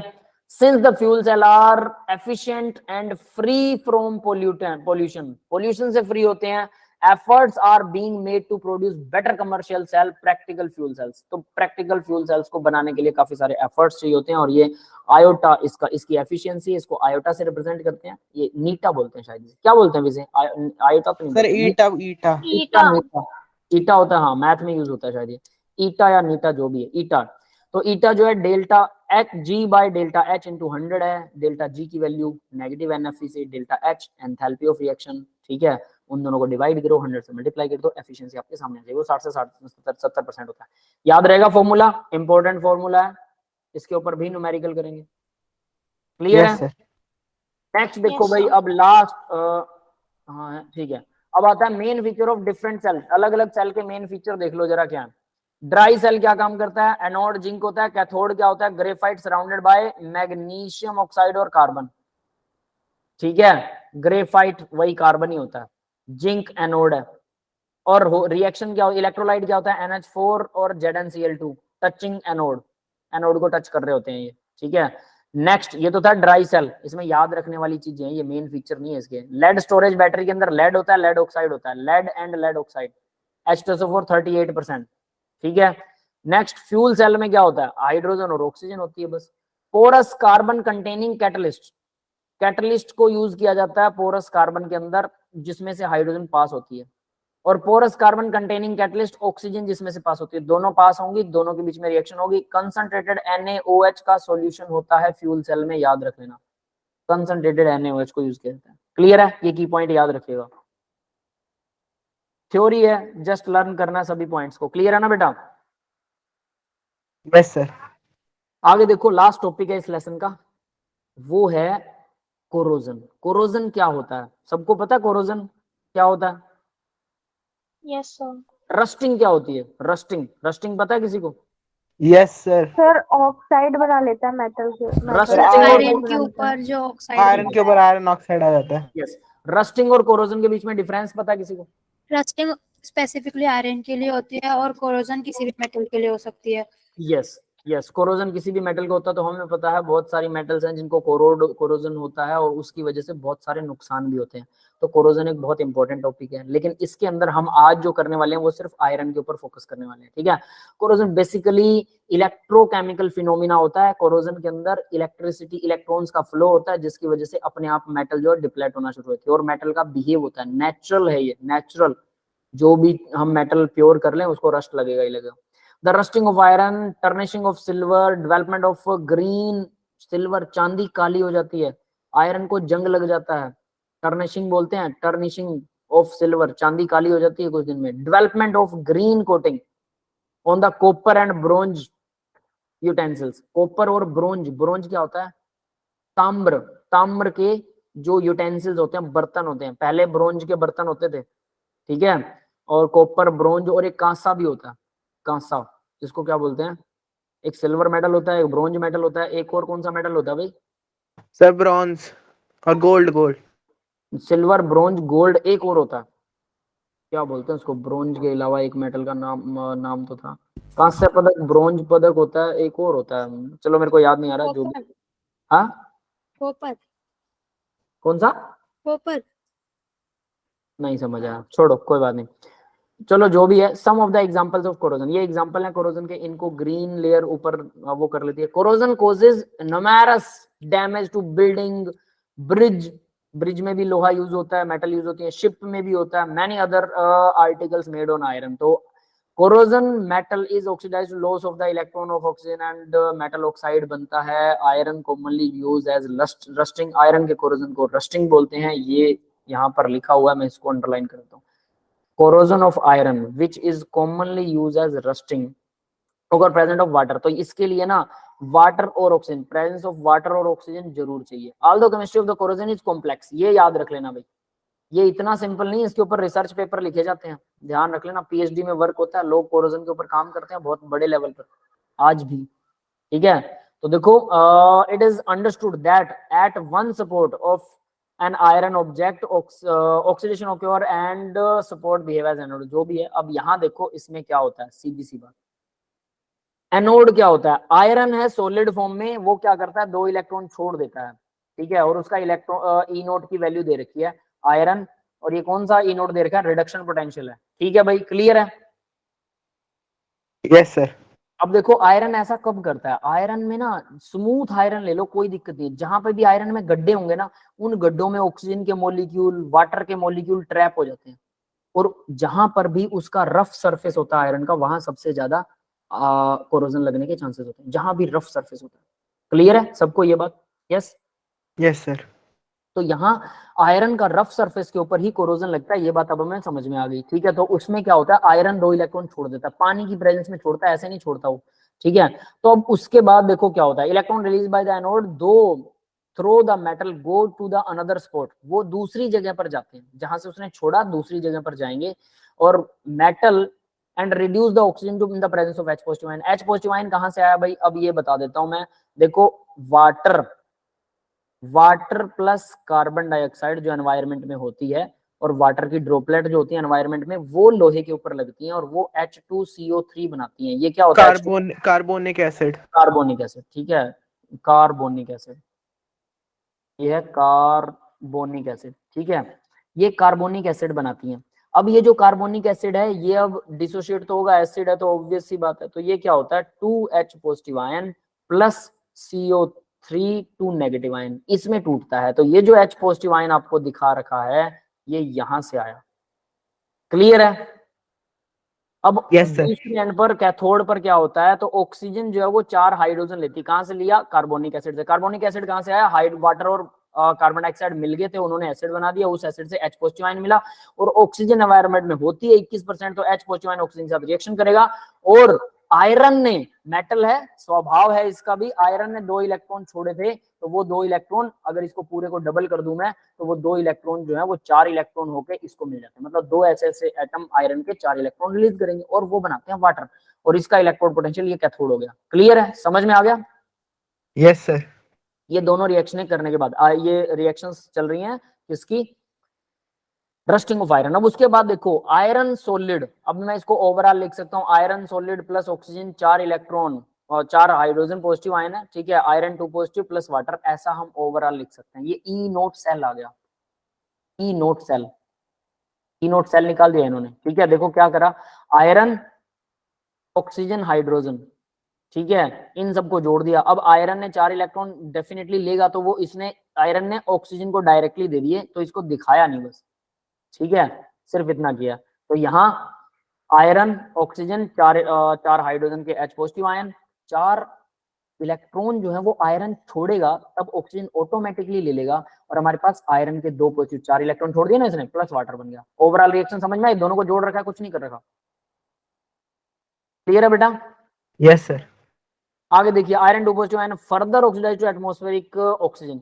अब आयरन जो है ना वो 2 पॉजिटिव आयन जो था, ये देखो नीचे रिएक्शन लिख रही है, आयरन 2 पॉजिटिव आयन जो है वो ऑक्सीजन से फिर से रिएक्शन करता है वाटर की प्रेजेंस में, और आयरन 2O3 Fe2O3 बनाता है, प्लस 8H पॉजिटिव आयन छोड़ता है। ये 8H पॉजिटिव आयन फिर से उसी रिएक्शन में यूज हो जाते हैं। तो ये मतलब ये तो ओवरऑल रिएक्शन है, सबसे पहले क्या होता है, फिर दूसरे नंबर पर आयरन 2 नहीं आयरन 3 बनाना हमें, तो ये आयरन 3 पॉजिटिव आयन बन जाता है, फेरिक ऑक्साइड, फेरस से फेरिक ऑक्साइड बन जाता है। पता है फेरिक और फेरस ऑक्साइड में डिफरेंस? यस सर, फेरस 2 के लिए पॉजिटिव के लिए होता है, फेरिक 3 पॉजिटिव के लिए होता है। हाँ, फेरस FERROUS, फेरस, और Fe3 पॉजिटिव होगा तो उसको बोलेंगे फेरिक। यस, क्लियर है सबको? Yes sir. तो यहाँ 2 पॉजिटिव से 3 पॉजिटिव बन जाता है, और यहाँ पर रस्टिंग लग जाती है। अब रस्टिंग कैसे लगेगी, ये जो 3 पॉजिटिव आयन है ये डॉट XH2O भी जोड़ता है। ठीक है, ओ दिखा नहीं रखा इन्होंने क्या, ठीक है, और मैं यहाँ दिखा देता हूँ अब आपको। ये देखो Fe2O3 plus X water, water के X मॉलिक्यूल को भी ये जोड़ लेता है। अब ये X की वैल्यू कितनी है भाई, मैंने कहीं एक बार पढ़ा था कि ये X की वैल्यू 7 होती है। ठीक है, मैंने 7 लिख ही दिया। देखो दिमाग ऐसा होता है हमारा, मैं अंदर दिमाग में 7 सोच रहा हूँ और वो लिखा गया अपने आप। तो ये XH2O ये बनाता है, ये है असलियत में कोरोड आयरन, जंग लगा हुआ लोहा, ये होता है, ये लास्ट रिएक्शन। ठीक है, इतना तो सीधा पानी जोड़ना। और X की वैल्यू मैंने कहीं पढ़ी थी, अब जो मुझे याद है, बाकी बुक्स में लिखी नहीं होती है जनरली, और वो है 7। क्लियर है? 7 वाटर के मॉलिक्यूल इसके साथ जुड़े होते हैं। बट एटलीस्ट उसको कंफर्म जरूर कर लेना क्योंकि बहुत पहले पढ़ी थी मैंने। Impurities present on the iron also enhance, तो देखो भाई इम्प्योरिटी, अगर आयरन में इम्प्योरिटी होती है वो भी एनहेंस करती है रस्टिंग को। इसके अलावा आयरन में कहीं जोड़ होता है, मोड़ होता है, वो भी होती है। Setting the miniature cells, very pure iron doesn't rust quickly, बहुत ज्यादा प्योर होगा तो उसको जंग नहीं लगती, और कहते हैं कि 100% प्योर हो तो उसको जंग ही नहीं लगती, ऐसा कहा जाता है। पर पता नहीं है जंग लगेगी कि नहीं, क्योंकि 100% हमसे भी प्योर बना नहीं है साइंटिस्टों से आज तक। अशोक सिंह स्तंभ सुन रखा है सबने? यस सर, सुना है। यस अशोक सिंह स्तंभ जो है वो आज तक उसको जंग नहीं लगी है। वो पता नहीं कौन से मेटलॉइड से बना है, बहुत से लोगों ने उस पर एक्सपेरिमेंट किए, ठीक है, बट सरकार उसको तोड़ने तो देती नहीं है। हालांकि कुछ दिन पहले मैंने सुना था कि वो कौन सी मेटल से बना है, कई मेटलॉइड हैं और इस वजह से उसमें जंग नहीं लगती है, तो वो बात कंफर्म हो गई थी। अब आगे देखो प्रिवेंशन फ्रॉम कोरोजन, तो प्रिवेंट कैसे कर सकते हैं? ऑयलिंग लगा के, ग्रीस लगा के, है ना, ये सब तो आपको लोगों को पता है। इलेक्ट्रोप्लेटिंग करके, इलेक्ट्रोप्लेटिंग मतलब जिंक के आयरन के ऊपर, या आयरन का मान लो एक एक ब्लॉक जिंक है, की कोटिंग कर देना। हाँ, इसके ऊपर जिंक की कोटिंग, एक ऊपर कोटिंग चढ़ा दो, है ना, जिसको गैल्वेनाइजेशन बोलते हैं। तो ये कुछ मेथड्स हैं। तो यहाँ पर corrosion metal prevent by the applying protecting coating. Coating जैसे ग्रीस लगा सकते हैं, पेंट लगा सकते हैं, डाई बाईफिनाइल, फिनोल, बिसफिनोल लगेगा, जो भी है। मेटल कोटिंग, यहाँ भी कुछ गड़बड़ है ना, बिसफिनोल की जगह बाईफिनाइल होना चाहिए, बाईफिनाइल या बाईफिनोल। चलो जो है मेटल कोटिंग, मेटल की कोट लगा सकते हैं। ऑन द ऑयल लगा सकते हैं, ऑयल तो लिखा नहीं, metal surface. In case of the iron is coating is done in 2 ways. Electrolysis से कोटिंग लगा सकते हैं, एक तो 2 तरीके हैं आयरन की कोटिंग के ऊपर। इलेक्ट्रोलाइसिस, क्रोमियम, निकिल, कैडमियम, इसकी कोटिंग चढ़ा सकते हैं। Dipping iron object to molten metal, molten metal के अंदर डायरेक्ट डिप कर दो, उसकी कोटिंग चढ़ा सकते हैं। एक तो इलेक्ट्रिसिटी से, इलेक्ट्रिसिटी में पता ना कि एनोड तो पतला होगा, कैथोड के ऊपर मोटा चढ़ जाएगा लेयर, तो कैथोड के ऊपर रख के उसको, और उसके ऊपर एक पतली सी लेयर चढ़ा देते हैं। जैसे सोने का पानी चढ़ाते हैं ना चांदी के गहनों पर, और वो सोने जैसा दिखता है, पता है सबको? Yes sir. वैसा ही यहाँ पर हो रहा है बेटा, ठीक है, सिंपल और साफ, ये भी वैसा ही होता है। अब दूसरी चीज देखते हैं। तो एक तो सीधा सोने का पानी, मतलब पानी में डुबो दो मेल्टन मोल्ट में, या फिर इलेक्ट्रोलाइसिस, इलेक्ट्रिसिटी फ्लो करके कैथोड, एनोड से कैथोड के ऊपर कोटिंग करवा दो, ठीक है। Use of zinc coating protect iron is called galvanisation. Zinc की कोटिंग को गैल्वेनाइजेशन बोलते हैं। Galvanisation iron being more reactive than iron, zinc more reactive होता है, इस वजह से serve as anode to oxidise. तो जिंक खत्म हो जाता है, सैक्रिफाइस भी बोलते हैं इसे, सैक्रिफाइसिंग मेटल, जो अपना सैक्रिफाइस कर देते, जिंक खत्म हो जाता है और हमारा मेटल बच जाता है। तो लोहे के बर्तनों के ऊपर पहले ना भांडे कले कली करवा लो, ऐसे लोग आया करते थे, ठीक है, गांव में अब भी आते हैं, लोहे के बर्तन के ऊपर जिंक की कोटिंग चढ़ाते हैं। पता है किसी को? Yes sir. सुना होगा, है ना। वो क्या होता है, लोहे के बर्तन पर जिंक की कोटिंग होगी। जिंक ना खाने में बहुत अच्छा होता है, खाने में, मतलब हम जिस भी बर्तन को खाते हैं उसके कुछ नैनो पार्टिकल हमारी बॉडी में जरूर जाते हैं, वो घिसता है। भले हम रोटी रख के स्टील की थाली में खा रहे हैं तो स्टील के भी कुछ बर्तन, कुछ मॉलिक्यूल हमारी बॉडी में जाते हैं। इसलिए कहते हैं सोने और चांदी के बर्तन में खाना अच्छा होता है। प्लेटिनम पॉइजनस होता है, भले ही महंगी एलिमेंट है लेकिन पॉइजनस होता है। हमारे पुराने बुजुर्गों को ये बातें पता थी। प्लेटिनम में उन्होंने खाना खाने के लिए नहीं कहा, सोने चांदी में कहा। उसमें नहीं खा रहे तो लोहे में खाओ, सस्ता है लोहे में, लेकिन लोहे में खट्टी चीजें मत खाओ। उसमें नहीं खा सकते, जिंक में खाओ। आपको एक चीज बताऊं, जिंक इम्यून सिस्टम को एनहेंस करता है। जब आप, अगर जैसे कोरोना फैला था ना, तो कोरोना के बाद में जब लोगों में इंप्रूवमेंट के लिए उनको डोज दिए थे और वो कमजोर हो गए थे, तो जिंक की टैबलेट दी जाती थी, जिंक की टैबलेट, ताकि इम्यून सिस्टम स्ट्रांग हो जाए, फिर से कोरोना होने के आसार खत्म हो जाए। जिंक की टैबलेट, सोचो, अरे हम तो बर्तनों में जिंक खाया करते थे, तो सोचने वाली बात नहीं है कि कितना बेटर था वो सिस्टम। तो यहां से ये चीज समझ में आती है कि बुजुर्गों ने सोना चांदी चुना, जिंक भी चुना, लोहा भी चुना। ऐसा नहीं कि उन्होंने महंगी मेटल चुनी थी। सोना चांदी खाने में अच्छा होता है, जिंक अच्छा होता है, लोहा अच्छा होता है। तो भाई वो प्लेटिनम भी तो चूज कर सकते थे, प्लेटिनम भी महंगा था, क्या उन्हें पता ही नहीं था? प्लेटिनम का पता था, लेकिन वो पॉइजनस है, वो चूज नहीं किया। एल्यूमिनियम सस्ता है, लेकिन वो भी चूज नहीं किया। एल्यूमिनियम बहुत खतरनाक होता है खाने में। क्लियर है, समझ में आ गया? पर सर एल्यूमिनियम फॉइल तो यूज करते हैं। क्या बेटा? एल्यूमिनियम की फॉइल वो सबसे गलत है। यही तो यूज बता होती रहा है हूँ। ना पर खाने में। बहुत गलत है बेटा, इसकी बजाय किसी कपड़े में रख लो। छोटा हमारे पास कपड़ा ढकने के लिए, रोटी वगैरह को ढकने के लिए कपड़ा रखो, सबसे अच्छा है। टिफिन के अंदर अगर रख ले हो, क्योंकि वो उसको गर्म रखता है, आई नो दिस, लेकिन सबसे खराब है एल्यूमिनियम खाने में। एल्यूमिनियम कुकर के अंदर एल्यूमिनियम में खाना और भी खतरनाक होता है, बहुत सारी बीमारियां इससे आती हैं, बहुत सारी। तो कुकर एल्यूमिनियम का कभी यूज मत करो। स्टील भी पॉइजनस है, लेकिन एल्यूमिनियम के मुकाबले काफी कम है, तो स्टील का यूज किया जा सकता है। और सबसे अच्छा तो पुराने वाले बर्तन होते हैं, लेकिन वो पुराने बर्तन ना आजकल धोने में बहुत तकलीफ होती है घर वालों को, ठीक है, क्योंकि वो आसानी से विम बार से नहीं धुलने वाले। उनको धोने के लिए मिट्टी रगड़ो या राख रगड़ो, वो रगड़ना उनको आता नहीं है। जो तांबे के बर्तन होते थे, पित्तल के बर्तन होते थे, कांसा होता था, कांसा, पित्तल, तांबा, है ना, ये चीजें हम खाया करते थे और ये हमारी बॉडी के लिए बहुत अच्छे थे। सोचो बर्तन बनाने वालों ने भी कितना दिमाग लगाया, है ना। आगे बढ़ते Yes, sir. हैं। The galvanised iron zinc being more reactive, तो ये एनोड की तरह सर्व करता है, तो ये तो ऑब्वियस आपको समझ में आ गया होगा। जिंक का ये भी आपको पता है, जिंक का इलेक्ट्रोड पोटेंशियल है ना, और आयरन का इलेक्ट्रोड पोटेंशियल -0.44 है। Here it is important to note that iron doesn't rust even zinc coating is broken. अगर जिंक की कोटिंग ब्रोक भी हो, टूट भी जाए, तो भी आयरन को रस्ट नहीं लगता। क्यों?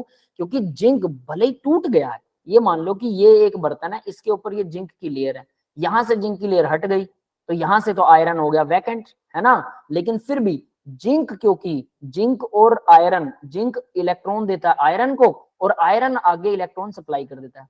मतलब जिंक इलेक्ट्रॉन आयरन को दे रहा है, आयरन आगे सप्लाई कर देता है, तो टूटे हुए हिस्से में भी जहां से वो ब्रोकन है, इस हिस्से में भी जिंक के इलेक्ट्रॉन चलकर आ जाते हैं। क्लियर है? Yes, sir. है ना। Broken from not true in case of tin coating, but is broken which is not true. अब ये देखो, ये सही है, ब्रोकन जहां से ब्रोकन होता है, लेकिन which is not true in case of tin coating. Tin बेटा, टिन, आपको एक कमाल की बात बताता हूं, यहां से टिन का सिंबल होता है SN, पता है सबको? Yes, sir. Yes, sir. SN symbol होता है। और आपको एक चीज Yes, बताऊं, sir.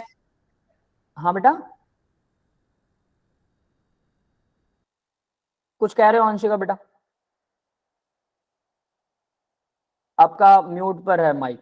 चलो, अब मैं मुझे बता रहा था, जिंक SN, टिन जो है उसका पेस्टिसाइड, पेस्टिसाइड का नाम सुना है आप लोगों ने? Yes, sir. जो Yes, फसलों sir. के अंदर छोटे मोटे कीड़े मकोड़ों को मारा जाता है, पेस्टिसाइड्स में टिन यूज होता है। टिन, पेस्टिसाइड्स के अंदर टिन के डेरिवेटिव, टिन डायरेक्टली, टिन के डेरिवेटिव यूज होते हैं पेस्टिसाइड्स के अंदर। ये बात कंफर्म्ड है, सभी को समझ में आ गई? Yes, sir. और Yes, हमारे sir. बुजुर्गों ने हमें टिन खाने के लिए बोला। अब बताओ भाई, हमारे बुजुर्गों ने हमें टिन खाने के लिए बोला, सोच लो। Tin, sir, जब tin का खाने के लिए बोला? मतलब टिन के बर्तन होते हैं बेटा, टिन का एलोए बर्तन आते हैं, ठीक है। टिन ऐसे नहीं खाया जाता, मतलब अगर आप बर्तन में खा रहे हो तो मतलब बर्तन भी आपके अंदर जा रहा है थोड़ा बहुत, इसका मतलब ये है। क्लियर है? Yes, sir. नैनो पार्टिकल जाते हैं बहुत कम अमाउंट में, लेकिन उनकी जरूरत भी कम में होती है। टिन हमारी बॉडी में एक बहुत एसेंशियल पार्टिकल होता है, टिन भी हमें हेल्प करता है काफी सारी चीजों में, इसलिए उन्होंने टिन के बर्तन बनाए। जबकि टिन पेस्टिसाइड में यूज होता है, पॉइजनस है, पेस्टिसाइड्स है, पेस्टिसाइड में यूज होता है, सॉरी। सोचो, फिर भी टिन को यूज करा। तो सिर्फ सोना चांदी को नहीं, कि कुछ लोग पता है इस चीज का मजाक उड़ाते हैं कि वो तो सोने चांदी के बर्तन बताते थे, भाई अमीर लोग थे इसलिए सोने चांदी के बर्तन में खाते थे। दैट्स नॉट द क्या बोलते हैं उससे, matter of be rich, being rich, that's not the matter, कि अमीर होना मैटर नहीं है। उन्होंने टिन भी तो बोला, वो क्यों भूल जाते हैं लोग? उन्होंने और भी तो, जिंक भी तो बोला, वो क्यों भूल जाते हैं? सस्ता, सबसे सस्ता लोहा भी तो बोला। उसके अलावा उन्होंने बोला कि अगर दाल बनाना चाहते हो तो मिट्टी की हांडी में दाल बनाइए, मिट्टी की हांडी में, वो भी तो बोला। वो क्यों भूल जाते हैं लोग? समझ गए बेटा?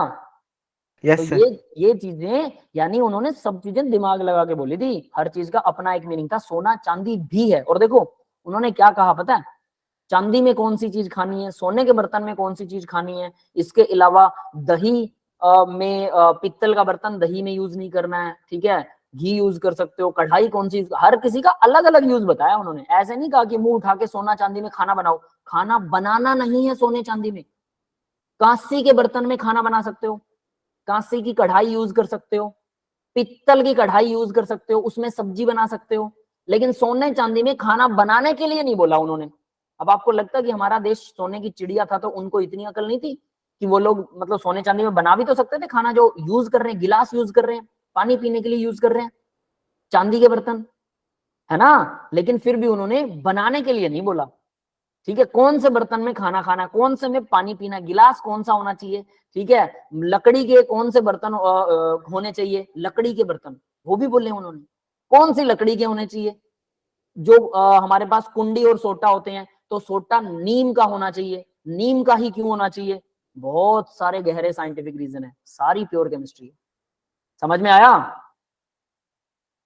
और आजकल तो हम पूरा जहर ही खा रहे हैं, समझ लो। तो आगे देखो भाई, कोटिंग ऑफ आयरन, क्योंकि टिन का, देखो टिन के केस में ऐसा नहीं है, टिन की अगर लेयर उतर गई, टिन के बर्तन के ऊपर से अगर लेयर उतर गई तो क्या होने वाला है, आयरन को जंग लग जाएगा, क्योंकि टिन का इलेक्ट्रोड पोटेंशियल जो है वो -0.14 है, जबकि वहां पर आयरन का 0.44 था और जिंक का था वो 0.76 था।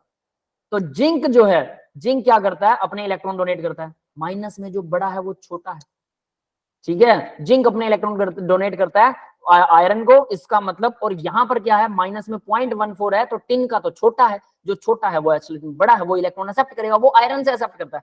तो अगर ऊपर से टिन की लेयर हट गई, तो थोड़ी सी भी कहीं से हटी, ब्रोक हुई, तो टिन वहां पर नीचे आयरन आ गया, आयरन को टिन इलेक्ट्रॉन सप्लाई नहीं करता, वो कहता है मेरे इलेक्ट्रॉन तो मेरे पास रहेंगे, लेकिन अगर मैं ऊपर हूं तो सबसे पहले उसी का खराब होगा, ऊपर है तो टिन खराब होता है, अगर नीचे आ गया, सॉरी आयरन अगर ऊपर नजर आने लगा तो पहले आयरन खराब होगा।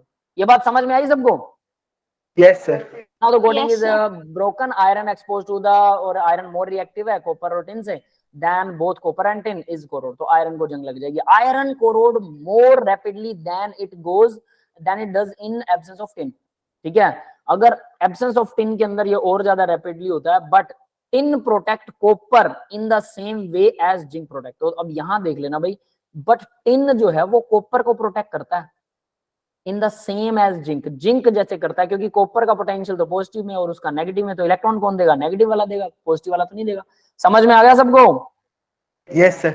जिंक एनोड दिखा रखा है, कॉपर कैथोड, आयरन कैथोड दिखा रखा है, आयरन इलेक्ट्रॉन गेन करेगा, जिंक इलेक्ट्रॉन छोड़ रहा है, सीधी सी बात है, वाटर ड्रॉपलेट पड़ेगी, इस पे जंग वंग लग जाएगा, ठीक है, दैट इज गैल्वेनाइज्ड आयरन। यहाँ मान लो लोहा है ये, ठीक है, इस लोहे के ऊपर गैल्वेनाइजेशन कर रखी है, लेकिन कहीं कहीं से फटफटा गया है, तो इसकी वजह से गड़बड़ हो सकती है।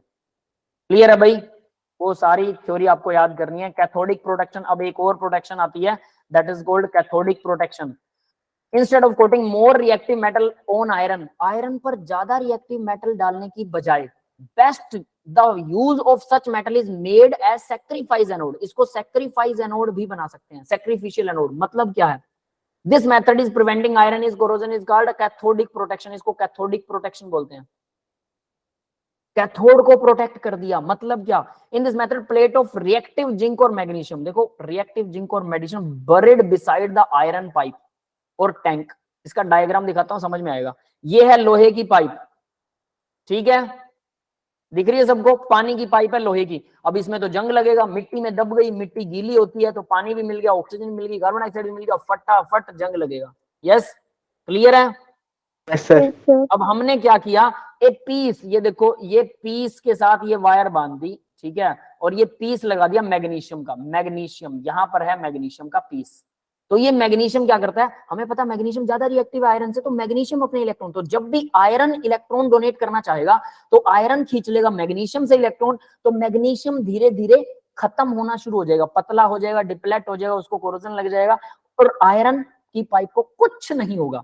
अब कितनी लंबी पाइप के लिए कितना चाहिए, मान लो 10 फुट के टुकड़े में ये 5 ग्राम का टुकड़ा यहाँ रख दिया, फिर 10 फुट के टुकड़े में 5 ग्राम का टुकड़ा यहाँ रख दिया, फिर 10 फुट के टुकड़े में, ऐसे करके अलग अलग टुकड़ों के अंदर हम यहाँ पर मैग्नीशियम को फिलअप कर सकते हैं। यस बेटा, समझ में आया? क्लियर है ये सबको? सर लेकिन कुछ टाइम बाद में मैग्नीशियम खत्म हो जाएगा ना?